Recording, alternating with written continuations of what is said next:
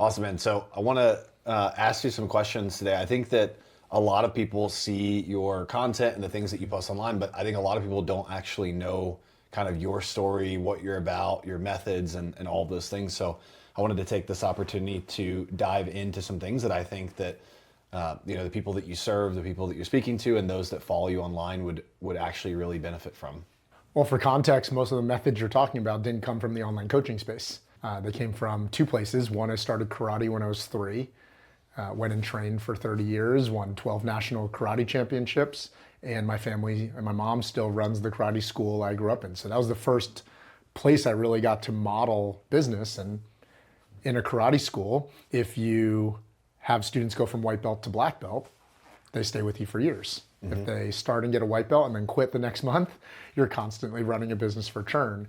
Then when I actually graduated college and I started my first business, I built 7-figure sales teams. But same exact thing, those businesses felt like they had a ceiling of getting to $1 million until I started to solve for retention.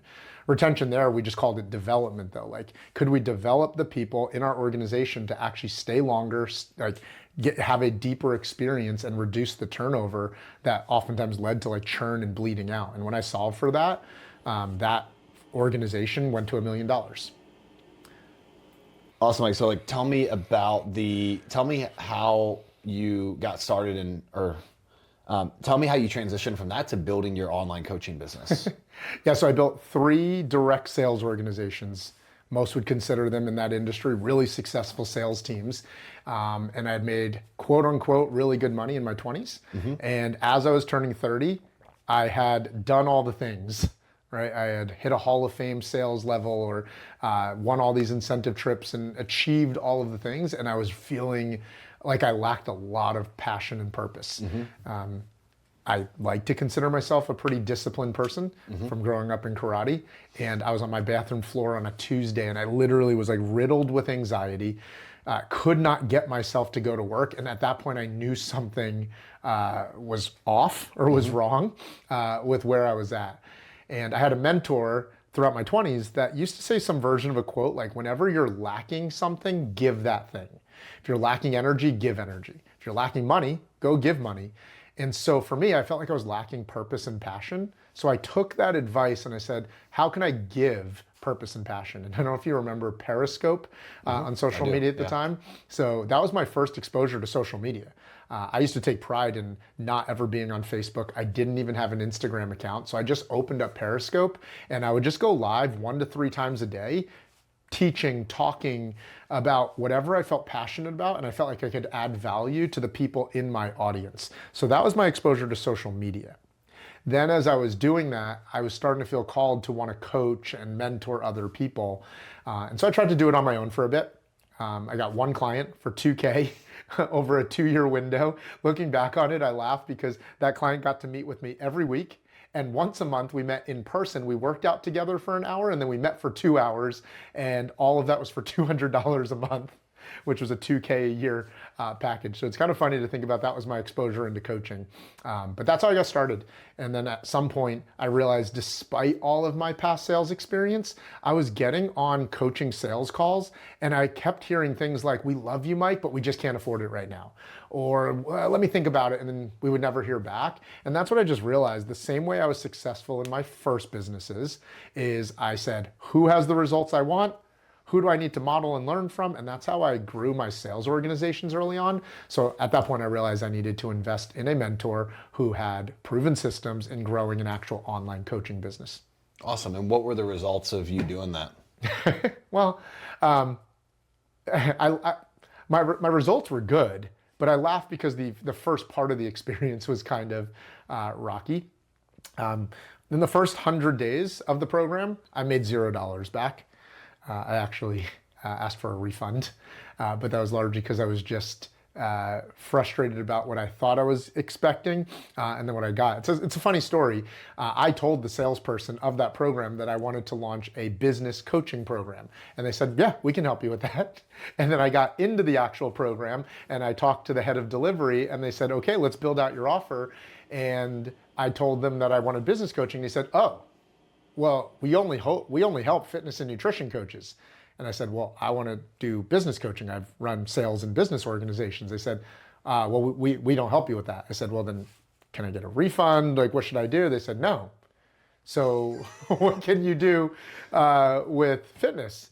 And so, as crazy as it sounds, almost by accident, I built a peak performance fitness coaching business. And I went back and I leaned on two stages of my life. One, my competitive athletic days as a martial artist, where I had great trainers and focus on strength and nutrition. And then I also went back to the early stages of my career after college, where I got really out of shape because I was working 60 to 80 hours a week, and I finally had to figure out how to get back into shape myself. So when I was talking to the coach, he's like, perfect, let's help people like that. I said, all right, let's try it out. And so launched the Health and Wealth Academy. Okay, and kind of fast forward to today, Mike, like what does all of the experience that you had, or actually walk me through how long did you then go on to build that before you started helping other clients do the same? Because my understanding is you built out that, or what I know about you is you built out that your fitness coaching business. How long did you do that before ever helping anyone else who's a fitness coach build their business? Well, I know this might sound trite to say, but my original intention was to never be a coach who coaches coaches who coaches coaches. Because when I first saw that was a thing, my gut reaction was that sounded like bullshit. So it was never really an intention to ever do that at all. So my story went like that. I did the first 2 years trying to build the coaching business by myself. I then invested in mentorship, made nothing for the first 100 days or so. I then started to really commit to it. I attended a live event in that mastermind. And then right afterwards, I had my first 10K month. Shortly after that, I had my first 40K month. And then later that first year of being in that mastermind, I had my first 80K month. That was 2018. Through 2018, 19, 20, we grew to 200 to 300K a month. And 2021, and then through 2021, things were really starting to take off, at which point I was also presented an opportunity to not just start coaching other fitness coaches, even though I got asked to support and help with that all the time as people saw the success I was having inside the masterminds I was in. But I entered coaching others to do this because I was actually given the opportunity to acquire the same coaching business that I had started in. Awesome. And you kind of you started to become known in this industry as the LTV guy, the person that works with clients for years and not months. Could you just kind of walk through like what is LTV? When did you launch that method? And what have the results of the clients that you've worked with on that method been? Yeah, I think it's a good point to start with why I got so good at it, or why that had to become a focus. I grew my online fitness coaching business to 200, 300K a month with a following of less than 10,000 followers, a bunch of fake followers that some agency had dropped on the account. So the engagement was crap, and I wasn't seeing success with ads. And so LTV to me is the other side of the coin of how to build a really valuable business. This isn't just online coaching stuff. This is like what real business consultants, what real businesses understand. You win with CAC, simply said, getting front-end customers, and you win with LTV. And really valuable businesses have both, not one or the other. And so that's, for me, what LTV is and why I had to start to focus on it. Because without really good LTV and the size of my audience and the way my engagement was, I probably would have stayed stuck at like that 40-ish K a month, 40 to 60K a month mark. 80 might have been a high month, but I really would have stayed stuck or trapped in that 40 to 60K level. Awesome. And you talk a lot about installing and how people can come to work with you and your team and get to install these systems in the business. Can you describe what you mean by install and what the difference is between this LTV method and other online coaching programs that are out there? Yeah. Well, I had met with a mentor and I said, I'm thinking about getting into coaching coaches. I said, but if I'm being honest, I don't really want to do it. I think I can be really good at it. I don't know if I want to. And I remember that mentor looked at me and he said, Mike, I've watched how you've grown your business over the years. And he said, the truth is, in many ways, the industry needs you more than you need it. And that helped plant a seed of purpose and service, not just getting into coaching just to make sales. And I share that because as I was growing my own fitness coaching, I got to that 60 to 80K a month level. I then went and I was like, I want to get to 100K a month.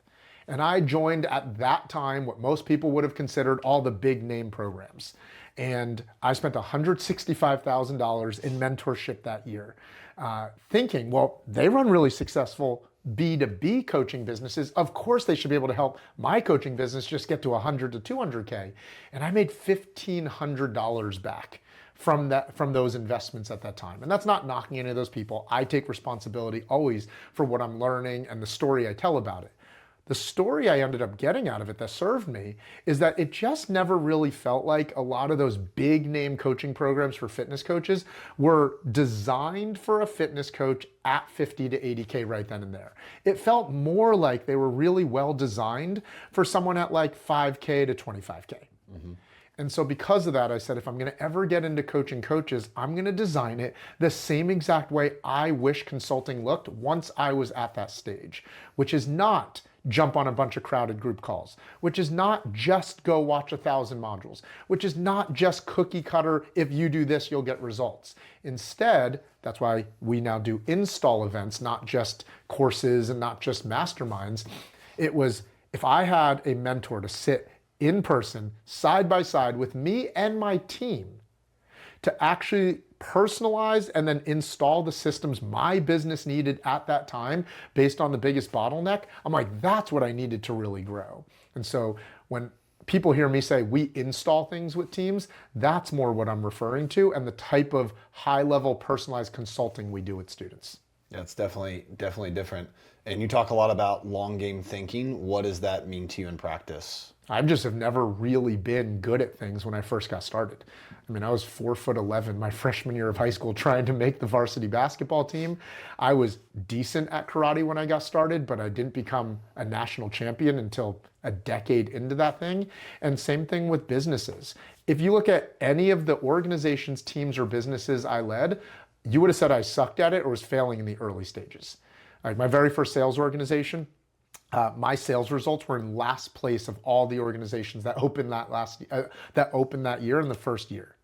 But because I think in longer time periods or longer time horizons, I also just believe it's hard to beat somebody who consistently wants to iterate and get better over a long period of time. And that's for me how I win. And that's how I've seen other people win as well, especially in this industry, now that I'm in the online coaching industry, that's so obsessed with marketing and selling short-term overnight results. I like to make sure people realize, yes, we want to get results fast, but really the success we're going to deliver with you is over a long period of time to the point where you have something that's actually built to last. Answer this question, like who is the LTV method for? Oh my gosh. When an online coach is already at that $1 million level, maybe they're at like 50 to 80K a month, but when they have an established business, they're pretty good already at getting customers, getting lead flow. That's how they built a business that does $50, $100, $150,000 a month plus. But they also have a desire or a vision to build a real business with a team at scale.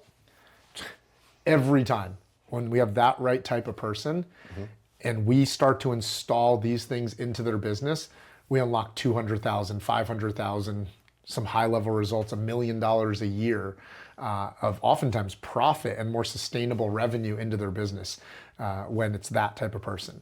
Also, it's the type of person that I always just define as a champ. Like they're really coachable, they're honest, they're an action taker.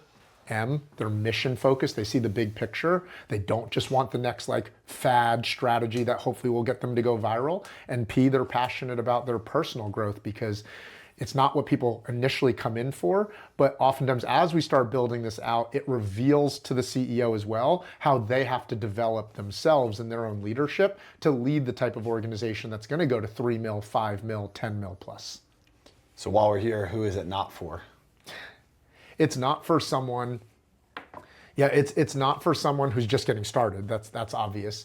But it's also not for somebody who is expecting us to help them grow their business, by helping them do all the same other cookie cutter front end sales things. We help people optimize and dial in their front end sales as well as their LTV. But if they're looking for a silver bullet of my sales have slowed down and hopefully you help me go viral, hopefully you help me build out some acquisition channel or funnel, or you teach me the next secret ad strategy so I can get 20 new customers tomorrow because they feel like things are plummeting, that's definitely not the type of person we're working for.